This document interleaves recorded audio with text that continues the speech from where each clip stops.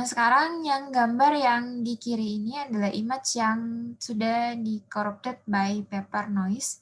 Jadi, paper noise itu berarti hanya warna hitam saja ya. Sedangkan yang kanan atas itu adalah image yang sudah tercorrupted dengan noise salt. Berarti hanya warna putih saja. Bisa kelihatan yang putih-putih. Kemudian yang C itu, yang C atau kiri bawah itu hasil filtering dari filtering 3x3 kontraharmonic filter dengan order 1,5.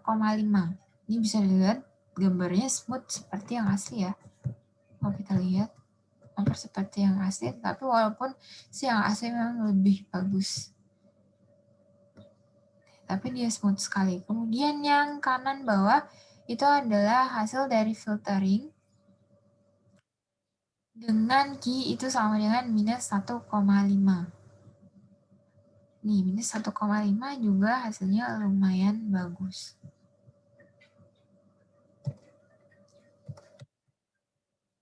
Kemudian ada filter min yang ini AB, result of selecting wrong sign in contraharmonic filtering. Jadi ini hasil dari pemilihan pemilihan yang salah dari metode kontraharmonik. Result of filtering figur 5.8a. Ini di figur 5.8a berarti yang kiri atas itu berarti gambar yang terkena noise paper. Di filter dengan filter yang sama, yang ini ya, filter yang sama ini yang kiri bawah, tetapi yang filter yang kiri bawah itu dia pakai filter kontraharmonik dengan order 1.5, ukuran filternya itu 3x3. Tapi sepertinya kalau yang ini dia memakai filter dengan Q minus 1,5. Filternya sama, kontraharmonik, size-nya juga sama, tetapi Q-nya yang berbeda. Q-nya itu minus 1,5. Maka yang gelap malah tambah gelap. Kemudian yang kedua, itu juga pemilihan metode perbaikan yang salah, di mana dia memakai Q-nya itu 1,5. Malah yang terang tambah terang. Seperti itu. Jadi, kalau sudah seperti ini, baiknya tahu di mana sih karakteristik dari perubahan order sebuah metode filtering. Jadi, apakah kalau ditambahkan ordernya dia bertambah hitam atau bertambah putih? Kalau misalnya bertambah putih, berarti metode ini dengan order ini cocok untuk menghapus noise berwarna putih. Tapi kalau misalnya pakai metode ini kontraharmonik dengan order yang negatif ternyata bertambah hitam, berarti ini cocok untuk bisa untuk bisa menghilangkan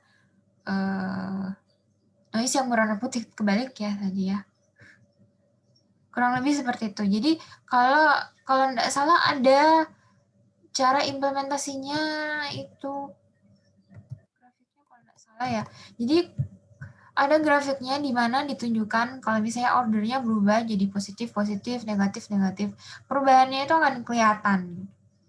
Gambarnya akan berwarna hitam, pekat sekali mungkin awalnya, kemudian lama-lama jadi putih, sampai dia benar-benar terang sekali, seperti itu. Jadi dari testing tadi, kita bisa tahu mana sih order yang mana sih yang cocok dengan noise yang kita punya. Gitu. Kemudian ada filter order statistik. Yang kirinya tuh ada image yang terkorupsi dengan noise salt and pepper dengan probabilitas PA sama dengan PB sama dengan 0,1. Berarti ukurannya emang agak kecil.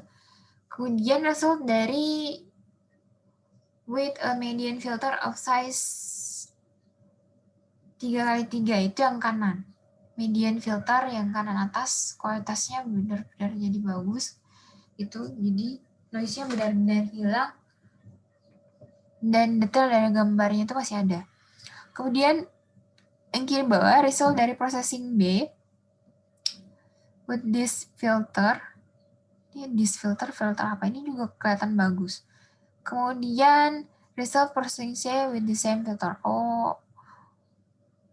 Oh ini berarti yang gambar ini difilter lagi dengan median filter lagi. Kalau ini difilter lagi dengan median filter lagi. Jadi difilter sebanyak 1, 2, 3 kali. Kenapa masih difilter? Karena bisa kita lihat di sini memang detail, tetapi masih ada sedikit titik-titik yang masih mengganggu di dalam gambar gitu. Pada saat difilter lagi, kualitas gambarnya pun masih tetap bagus. Ya, dan noise-nya pun semakin hilang. Ya, yang ini, noise-noise yang ini juga hilang. Kemudian di filter yang terakhir pun, yang ketiga kali juga, noise-nya malah semakin hilang, dan detail dari gambar juga masih ada, walaupun mungkin sedikit kayak ini, mungkin agak sedikit, bentuknya agak berubah ya, mungkin agak semakin tipis gitu ya. Kemudian result of filtering figure 5A with max filter dengan size 3x3. Yang kiri, kemudian yang kanan result dari filtering gambar di atas, gambar yang ini ya. Dengan min filter, dengan size-nya sama itu 3x3. Jadi pemilihan size dari filtering itu juga penting. Jadi kalau misalnya besar dari noise kalian itu ukurannya kecil, jangan pakai filtering yang besar, karena bisa saja dia malah menghapus bentuk, atau bukan menghapus ya, mengubah bentuk asli dari gambar asli gitu. Jadi yang tadi ibu bilang di filter 3 kali, detailnya sih masih bagus, tapi ada gambar yang mulai menipis gitu, bentuknya sebenarnya dia tebal gitu, tapi lama-kelamaan dia malah jadi kempes gitu. Kenapa jadi kempes? Kenapa jadi kecil gitu? Karena memang dia terkikis-kikis dengan perbaikan tadi. Karena perbaikan tadi itu pakai ukuran 3x3, itu berarti ini ya, ukuran filter 3x3.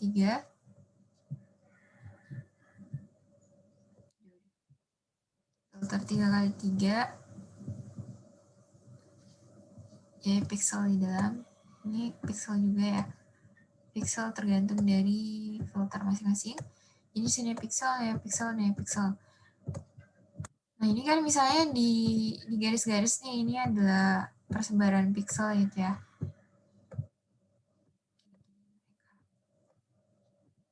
Nah kalau kalian masukkan ini ke sini, walaupun sebenarnya kenyataannya dia seharusnya kecil-kecil begini, karena nggak mungkin lah 1 pixel sebesar ini gitu. Kualitas gambarnya seharusnya jelek sekali kalau misalnya sebesar ini adalah pixelnya. Itu bisa saja yang kecil ini sudah paling kecil ya, 3x3, karena dia sudah punya sensor. Jadi filter itu seharusnya punya sensor. Jadi jangan sampai dia tidak punya sensor. Karena kita mau yang berubah itu adalah yang di tengahnya sini gitu. Jadi kalaupun nanti dia misalnya jadi filter 5x5, itu terserah kalian. Berarti kalian maunya mungkin saya menghilangkan, kebetulan ini noise-nya besar Bu, jadi saya pakai filter yang besar gitu.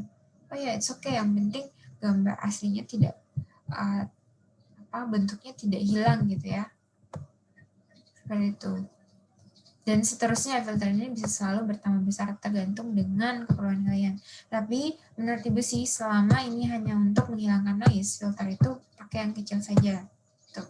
Kecuali kalian pakai filter ini untuk tujuan yang lain, karena banyak sekali filter yang bisa kalian pakai, tujuannya mungkin untuk memfilter fitur gitu, mengambil fitur. Misalnya fiturnya, saya butuh fitur yang besar, berarti saya harus pakai mask atau filter yang lebih gede.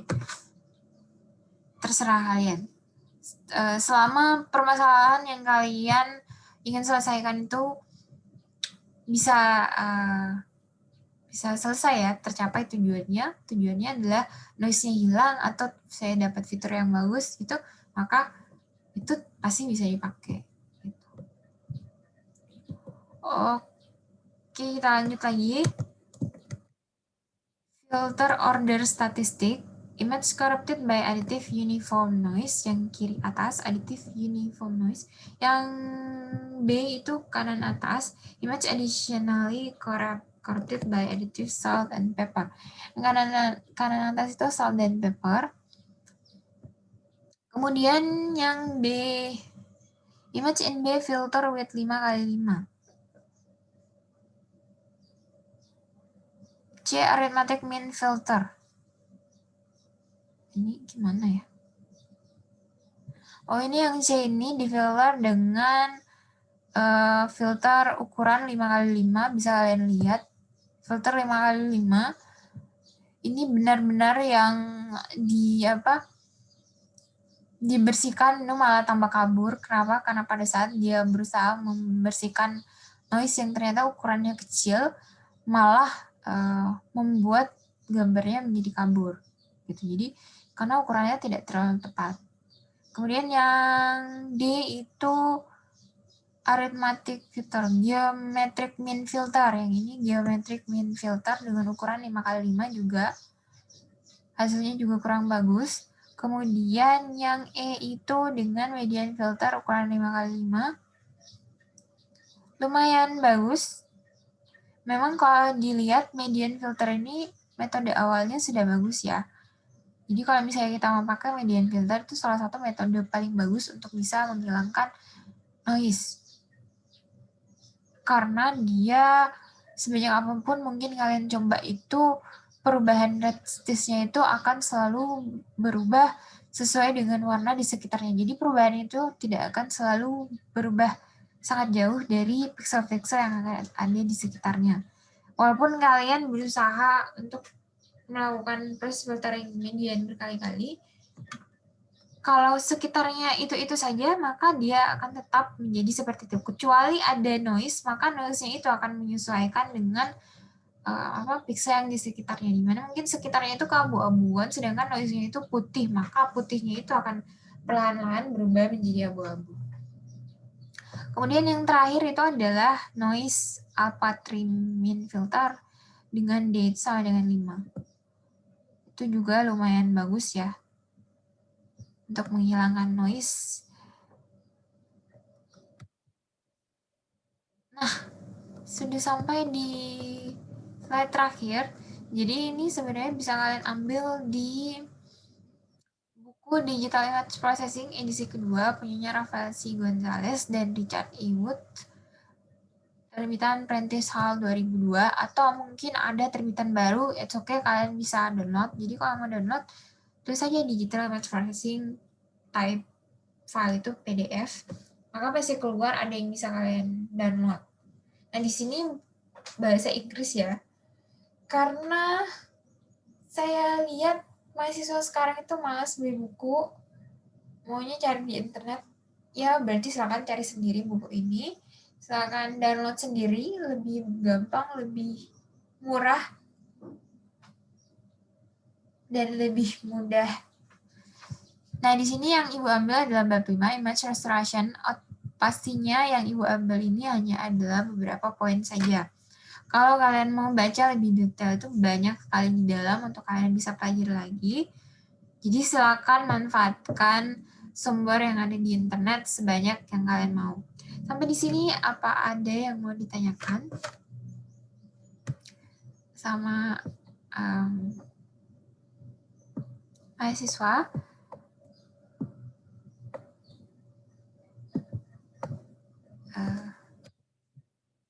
Tidak ada? Tidak ada ya?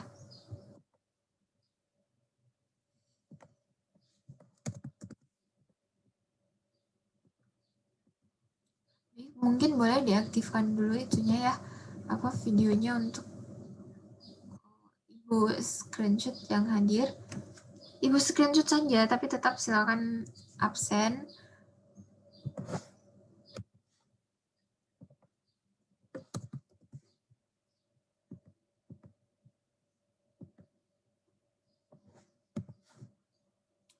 Oke, lumayan banyak ya yang ambil. Ibu akan buka Ibu akan buka absennya mungkin habis ini. Jadi jangan dulu dibuka, nanti Ibu kabarin biar LMS-nya tidak stuck ya. Ada yang mau ditanyakan, Dek? Ibu sudah selesai absen. Bagi yang mungkin tadi masuk tapi tidak bisa masuk lagi karena berhalangan, it's okay, silakan absen saja. Ibu tidak terlalu permasalahkan absen ya. Yang penting pada saat Ibu kasih tugas kalian absen, pada saat Ibu suruh absen kalian absen, gitu ya. Jangan pada saat Ibu suruh absen juga tidak absen, terus banyak alasan sudah tidak hadir. Yang tidak hadir pun Ibu suruh absen, silakan absen. Dia tidak absen juga, itu keterlaluan ya. Yang penting pada saat Ibu kasih tugasnya ada, Ibu kasih ujian, kalian ikut ujian. Dan kalau Ibu sharing video, kalian nonton tidak nonton itu masalah kalian, karena yang butuh ilmunya adalah bukan saya, itu adalah kalian juga. Jadi terserah kalian semua, gitu ya. Oke?